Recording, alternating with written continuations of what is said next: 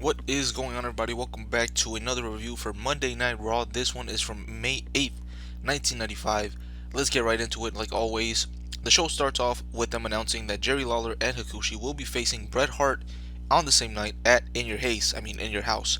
So, a match I was looking forward to is now just going to be a lead-in to Jerry Lawler getting a sneaky win on Bret.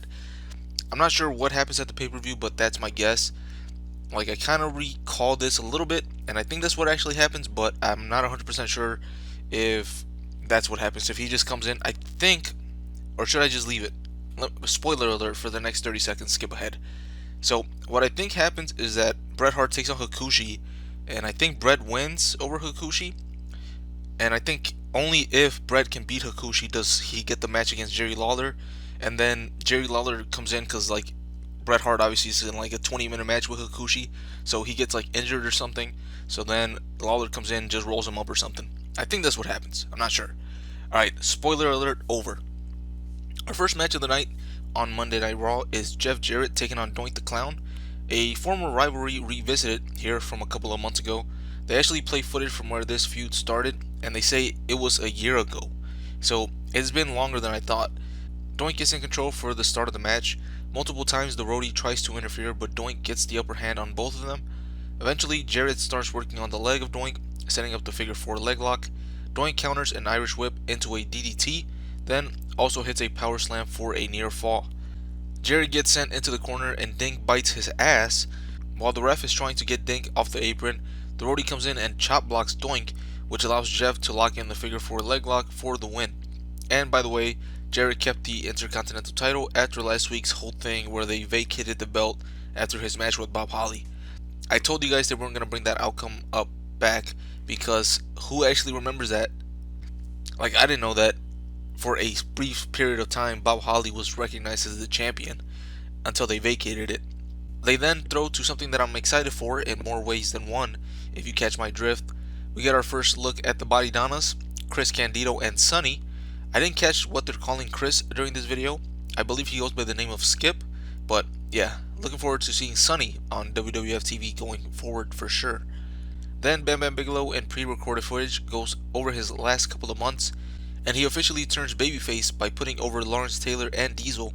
Says that he got beat by one of the greatest football players ever in LT, and that after his match against Diesel, he now has respect for him. That's good and all that he said that, but it kind of makes him a pushover if you really think about it. After talking crap about LT all those weeks leading into WrestleMania, now he's saying he lost to a great athlete and he's not ashamed of it. Here you go again, a great example of turning a heel who was dominant for the most part, a monster heel who was dominant, into a babyface who loves everything, and when he loses, he's okay with it because it's all about respect. A bunch of BS if you ask me.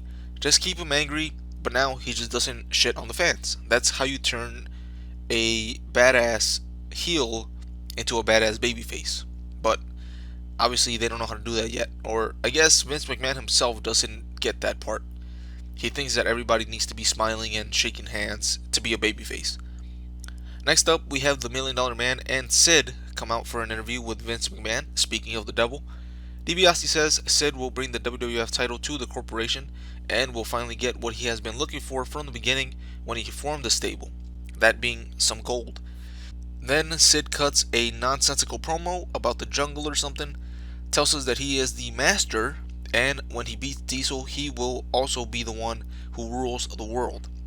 I can't hate on this promo from Sid because I'm a Sycho Sid fan, and even though it makes no sense what he's talking about, I can't help but be behind whatever Sid is talking about. So yeah, I'm never gonna be shitting on Sid. Obviously, I'm gonna give my opinion, and it's all gonna be based on what I think. And for the most part, even his nonsensical promos like this one, it all comes off as pretty good, in my opinion. Now you could be like, he's a fucking dumbass, and I'm not gonna argue with you. But let me know what you guys think about Sid. If you watch this episode too, are you more or less interested in the feud with that promo? Next up, we have Hakushi taking on a jobber. He picks up the win with a springboard splash, and I think that's the first time I've seen a springboard move on Raw. Most times it's just a top rope move or a launch. Rarely, if ever, has anybody springboarded off the top rope. Maybe Shawn Michaels or the 1-2-3 Kid have done it, but I can't really remember. Then during the In Your House report, they announced a couple of new matches. The tag team titles will be defended in a WrestleMania rematch. The Smoking Guns will take on Yokozuna and Owen Hart. The Roadie and Jeff Jarrett will take on Razor Ramon in a handicap match for the Intercontinental Championship. And I think that's what I thought was going to be the WrestleMania match. I thought it was going to be a handicap match for WrestleMania. But they're doing it at In Your House. And the match between Mabel and Adam Bomb is a King of the Ring qualifier match. So the card doesn't look that bad on paper, but we'll see how they mess everything up on the day of the show. Because for some reason, they never give these matches the time of day. Like, I wish that WWE or WWF, whatever, I wish that WWE would just give them a chance to have a good match. That would make the history of the WWE, like, they would actually be like the top wrestling promotion in everybody's eyes. Like, a lot of people probably say, yeah, WWE is entertaining, but they never really put on a show full of good matches. And that's what kind of stops people from being fans of WWE, if you kind of get what I'm saying. And then obviously on the other side, you have a company like New Japan, where they put on great wrestling shows, but in terms of entertainment, it's not really all there. Obviously, there's a language barrier there from Western fans and New Japan, but if you can kind of get the backstory from the commentators, that's all you really need, and like a good video package. But for the most part, I don't really see that many storylines in New Japan. So if WWE could have just had great wrestling shows as well as everything else that they produced in the last 40 or so years, they would be regarded as the best company ever. Like, there would be no argument in that.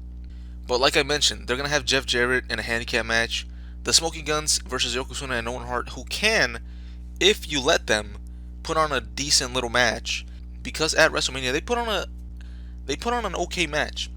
You have a guy like Owen Hart and then the Smoking Guns on the other side. They can produce something great. And then obviously Mabel and Adam Bomb, on paper, I know I said, it's looking good, but it's because it's a qualifier match, so it has potential to be important. But Mabel's going to be dominant. He's going to take over the whole match. Adam Bomb's going to have like one or two moves to try to get back in it, and Mabel is just going to squash him at the end. It's all formulaic in the WWE. There's no sense of spontaneous wrestling matches that happen. Like, everything is the same way. You're going to get a small guy fighting from behind, getting his comeback, and if they're pushing him, he's going to get the win at the end, even though he's an underdog. And then on the other side, you have the big guy like Mabel, who's going to dominate for the most part. Then he's going to get like one or two moves hit on him from the other guy until he squashes him with like a splash or something. And then that's pretty much it. Like, there's no in between. For example, you have a guy like Bam Bigelow. I know I should just be getting into the review here, but to be honest with you, breaking the fourth wall, I've had a couple of drinks before I started these reviews because I noticed that I had a little bit of time to do this before I started drinking. And I was like, you know what? I have a couple that I can get through really quick reviews. And I was like, you know what? Let me just go ahead and do those. But I've already had a couple of drinks in me, so that's why I'm talking a little bit more than I should, when I should just be doing the review. But you have a guy like a Bam Bigelow, right? If you put Bam Bigelow in the ring, he's going to give you that WWF big man style type of wrestling match. Now, I can't wait until I watch his ECW stuff to kind of confirm this, but I think that he can put on a good match against anybody. Like, if you put him in the ring against the Bret Hart in the main event of any pay-per-view, they're going to deliver if you let them go. Obviously, in the WWF, you can't really trust them because they're probably going to do the same old thing. Bret Hart is going to have to fight from behind. Bigelow's going to squash him throughout the whole match. It's going to be slow, methodical, until Bret Hart moves out of the way of him trying to do a splash or something and then just pin him out of nowhere. That's all for that. Sorry, I went on that long tangent. But moving on, we have Owen Hart versus Bart Gunn. Billy comes out with Bart, but no Yokozuna with Owen, though Jim Cornette and Mr. Fuji still accompanied Owen Hart. Bart Gunn gets a crossbody dive onto Owen early in the match. Bart stupidly runs into the ropes on the side where Mr. Fuji was and gets his leg grabbed. Owen takes advantage and knocks Bart out of the ring. Cornette gets involved with the ref turned around and Bart falls off the top. Then Billy does the same while the ref turns his attention to Cornette and Owen falls off. Bart then rolls up Owen, and that's enough to get the win. So actually a good win here for the Guns, I believe, like getting a win back on Owen and Yokozuna. Unless Owen is taking on Bret Hart, for the most part Owen is protected really well, so the fact that they had him lose to Bart, that's good on my book, at least for the Smoking Guns getting their momentum a little bit back going into their pay-per-view match. Then they promote the main reason for the first In Your House pay-per-view. Todd Pettengill and Stephanie Wyatt gives us a tour of the house that someone is going to win during the pay-per-view, and they do it in the most mid-90s way possible. And then the show ends with Jerry Lawler cutting a promo on Bret Hart. The pay-per-view is taking place on Mother's Day, and since Bret is supposedly dedicating his match to his mother, Lawler says that he's going to bring his mother to the pay-per-view as well. But he calls his mom Queen, and unless his dad is dead, wouldn't that mean that Jerry is only a prince, if you want to be technically correct? Anyone who is ruled by a monarchy, please let me know in the comments if that's correct. But that's it for the episode. I'm going to give this episode a good grade. I'm not really sure why, I just think they did enough notable things to make this show at least watchable. They had two matches that weren't jobber matches. One of them got Jarrett a win leading into his pay-per-view match, and the other got the challengers for the tag titles a singles win over their opponents. That being obviously Bart getting a win over Owen. Sid cuts a promo where he says his line that he is the master and he will be the ruler of the world. So getting that catchphrase over. Hakushi also picking up a win heading into his first pay-per-view one-on-one match against Bret Hart, and Sonny being introduced. I say that this was a fine episode leading into the pay-per-view. I'll let you know what I thought of In Your House on the next review, but until then, I'm out.